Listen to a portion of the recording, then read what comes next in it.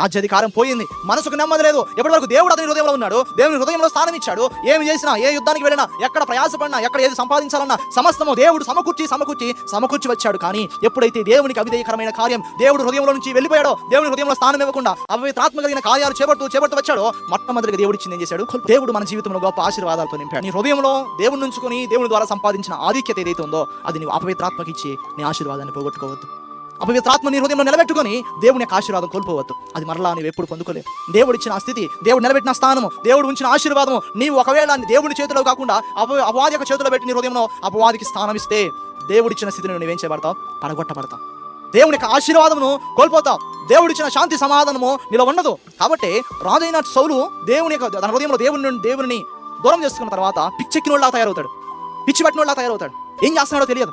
కాబట్టి ఆ సమయాన దావీదును చంపుటకు అనేక విధాలు ప్రయాసపడుతుంటాడు. కారణం ఏం లేదు, మనసుకు నెమ్మది లేదు.